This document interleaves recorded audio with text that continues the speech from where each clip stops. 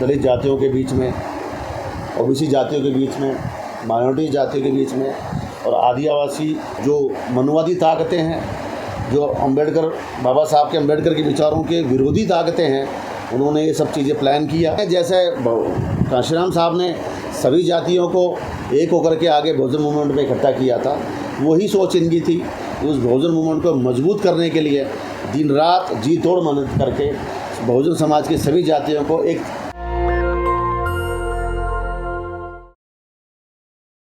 इनको सैल्यूट करता हूं कि सुप्रीम कोर्ट का जजमेंट तो आया है 1 अगस्त को।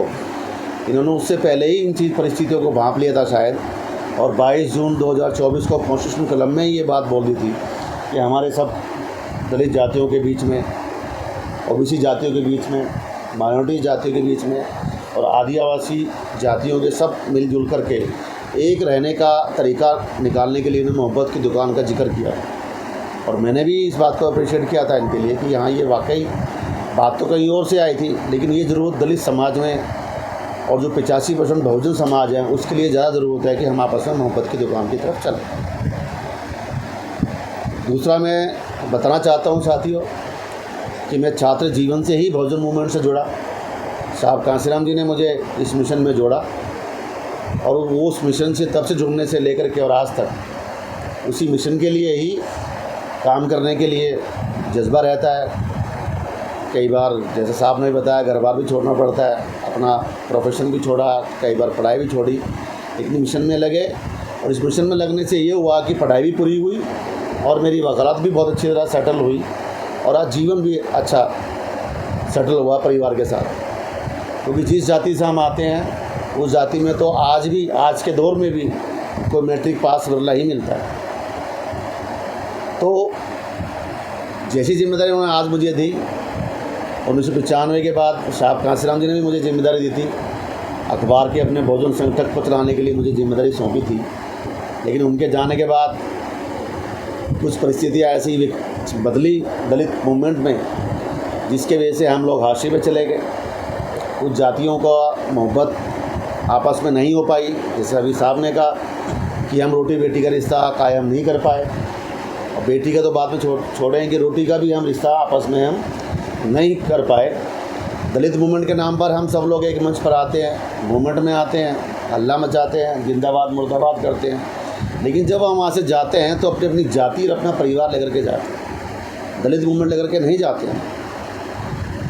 उस दलित मूवमेंट जैसा हम आगे लाते हैं उसी मूवमेंट के आधार पर हम जीवन भी व्यतीत करें, आपस में मिलजुल के भी रहें, आपस में भाईचारा स्थापित करें, तभी हम ये बहुजन मूवमेंट को, हम आंदोलन को हम सही मायने में स्थापित कर सकते हैं। तभी सही मायने में बाबा साहब की विचारधारा को हम इस देश में स्थापित कर सकते हैं और उनके विचारों के अनुरूप देश की राज्य सरकारें और केंद्र की सरकारों तक हम पहुंच सकते हैं। एक प्रयास हुआ था साहब कांशीराम जी के टाइम पर उत्तर प्रदेश में, वो प्रयास सफल भी हुआ था, लेकिन उस प्रयास को असफल करने के लिए और उसको वो दोबारा रिपीट ना होने देने के लिए जो मनुवादी ताकतें हैं, जो बाबा साहब के अम्बेडकर के विचारों के विरोधी ताकतें हैं, उन्होंने ये सब चीज़ें प्लान किया और हमें आपस में इस तरीके से उन्होंने फूट डाली कि हम सब लोग आपस में ही विखंडित हो गए।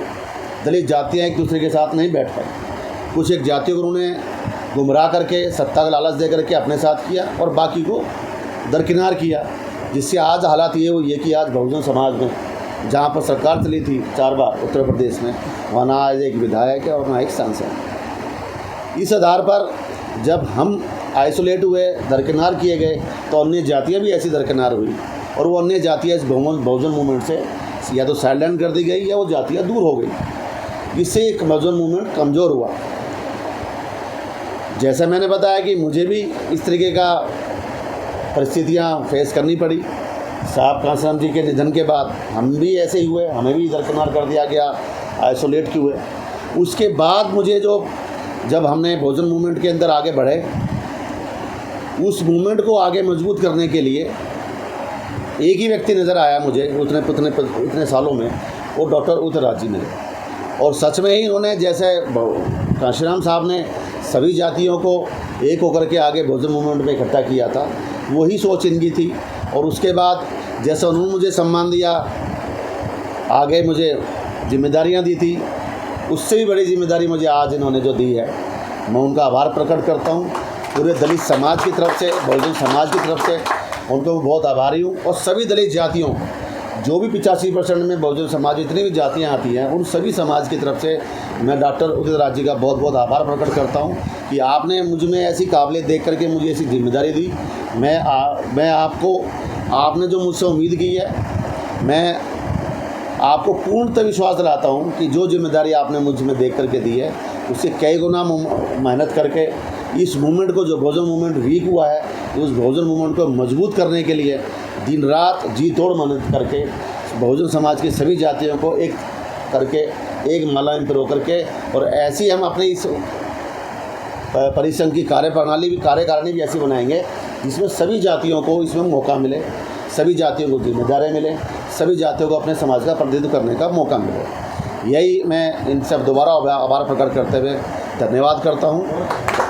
जय भीम, जय भारत। नेशनल दस्तक की आपसे गुजारिश है कि अगर इसको बचाना चाहते हैं तो नेशनल दस्तक को सब्सक्राइब करने के लिए रेड कलर के सब्सक्राइब बटन को दबाएं, फिर बेल आइकन की घंटी दबाएं।